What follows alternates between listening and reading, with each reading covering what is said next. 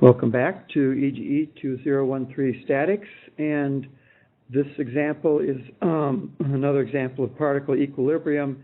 It is a 3D problem in the sense that we'll be looking at 3 dimensions, but it kind of works down, because of symmetry, we can bring this down to a 2-dimensional problem, and it's fairly straightforward to solve. But what I've done in this one is we're going to be looking at the properties of the material used to suspend a weight, namely a 3/8 nylon line, and we have the properties over here. It has a breaking strength of 800 newtons. It will elongate 20% at that 800 newtons, and our safe working load is 10% of the breaking strength.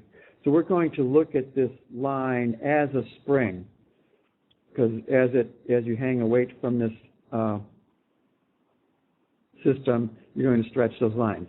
So given 3 10-meter lengths of line arranged as shown, so they're arranged in equilateral triangle over here, okay?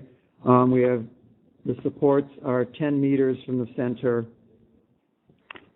as shown, okay? And they're 10-meter lengths of line, so you can imagine with zero load, and if the line itself was weightless, they'd be all perfectly stretched and horizontal. But of course, as we apply a load, they stretch and the center sags. This is the top, obviously, and this is the side view.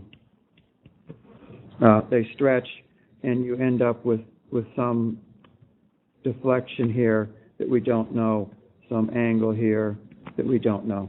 Okay, and the question is, how much weight can we suspend here, right there, without exceeding that safe working load? Well, if we draw a free body diagram, just looking at it from the top, we have of our connecting ring in the center, we see that we have these forces applied around an equilateral triangle, if I'd drawn it right. And by symmetry, we can see that, you know, this is a very symmetric thing. All 3 lines are going to carry the same load. Each one's going to generate horizontal components that's going to keep that ring in the center. So really, we can break this problem down and focus on just one line and multiply by 3.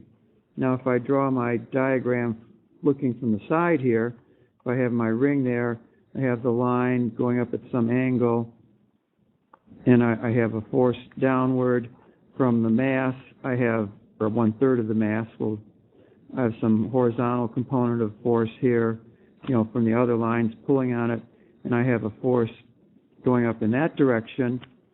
And we know from our properties of the line, if the breaking strength is 800 newtons and our safe working load is 10% of that, we have a load here of 80 newtons acting at some unknown angle theta.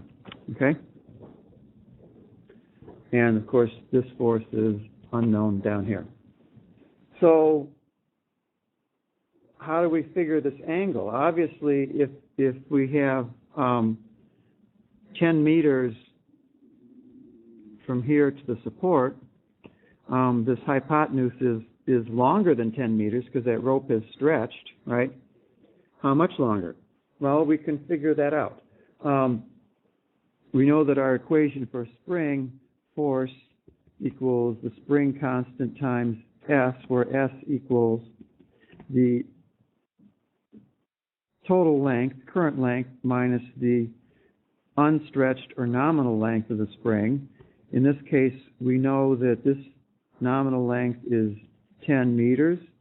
That the unstretched length here, the stretched length, is going to be 10 plus 10% of 10, or 20% of 10, would be 12 meters.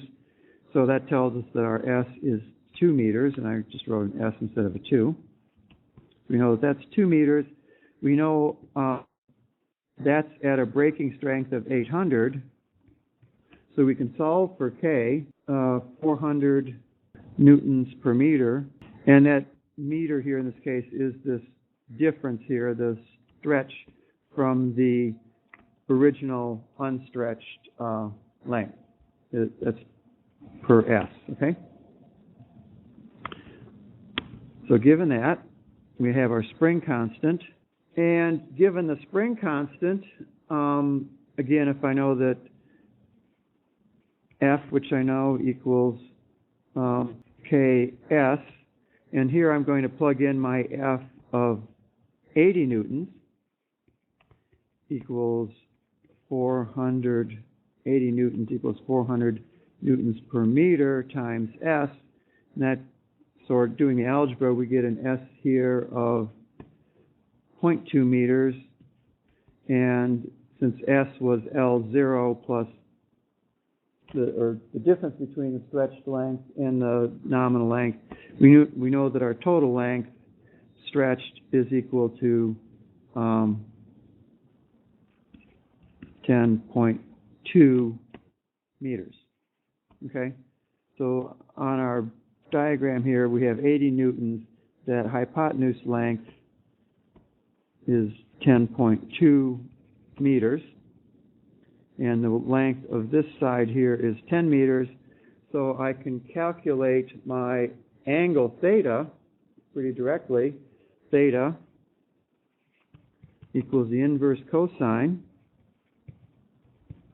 of that 10 over 10.2, and that's equal to 11.3 degrees. So we know that this is now 11.3 degrees. So if I evaluate this, I know that my vertical component there is going, of that force, of that 80 newtons, is going to be 80 times the sine of that 11.3 degrees, our force. And I'll call that F1 because that's force from one rope. That's equal to 15.7 newtons. If I have 3 lines, which I had, by symmetry we know we have 3 lines, so my total force, Ft, equals 15.7 times 3 equals 47.0 newtons force, and multiplying through by 9.81, our acceleration due to gravity, we get our mass equal to 461 kilograms. Okay? And that's really all there is to it. So we took this 3-dimensional problem, we kind of converted it into a 2-dimensional problem, fairly simple one, by taking advantage of the symmetry, and we got a pretty straightforward example. So, and I wanted to do this to kind of give an example of springs, because you get a lot of homework problems and you get potentially test problems involving springs. So I wanted to make sure I had an example that kind of worked that through. So, bye.